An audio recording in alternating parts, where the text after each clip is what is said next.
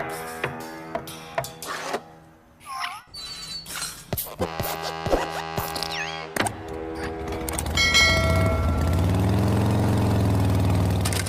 guys, what's up? Roy the Boy here for Marino Rider. At ito, may bago tayong vlog at unboxing ulit. At kung isa ka ba sa mga kagaya ko na nabibigatan na sa mga alloy top box nila, gaya nito, yan, baka ang video na to ay para rin sa inyo dahil may nahanap tayo at may i-unbox tayo na top box. Pero ito mas magaan at tingin natin mas hindi mahirapan yung ating scooter, ating Vespa para sa kanya.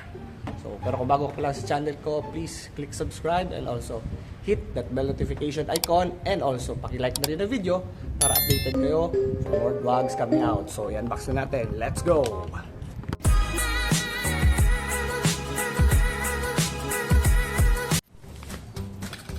At eto, gamit na naman yung ating hiwagang cutter. Unboxing tayo. Yan.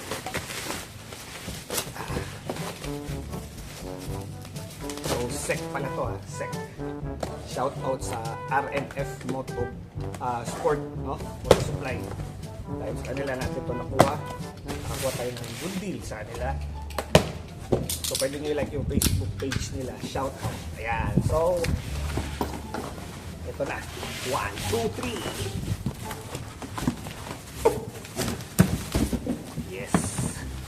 Yan. Ito pala ang SEC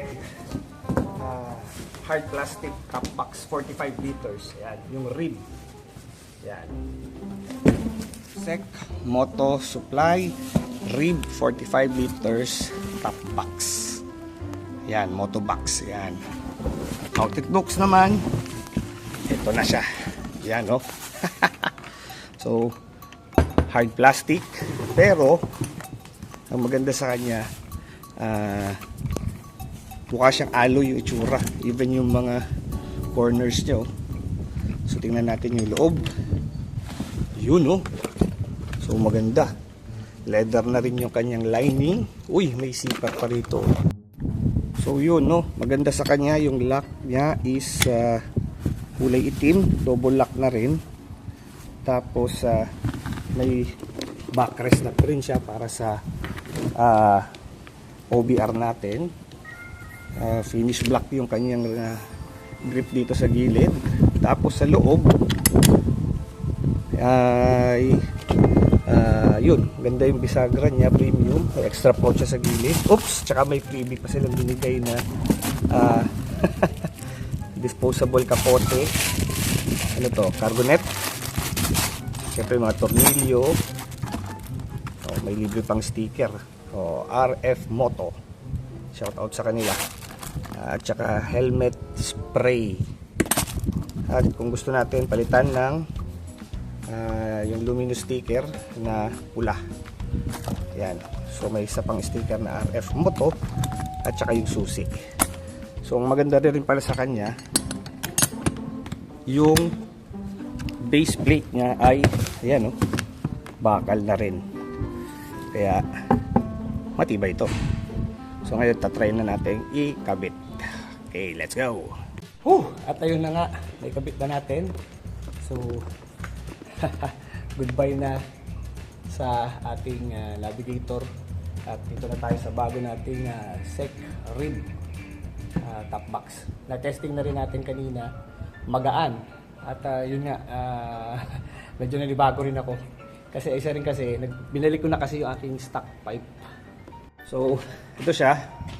Ayun, yun, sabi ko nga, binalik ko na kasi yung aking stock pipe. Kaya medyo bumalik siya sa medyo mas mabigat na setup.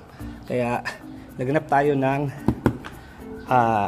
hard plastic na top box. At ito ang ating nakita, yung SEC rib. So, bakit siya rib? Kasi nga daw may mga parang guhit-guhit dito, no? Rib setup. So, yun, maganda rin yung kanyang lock mechanism kasi itim. Ayan yan. At double lock siya. At yung base plate niya, ayun na nga, kinabit na rin natin. Bakal din. So, yun, panalo. So, So, magagamit na rin natin to sa mga rides natin.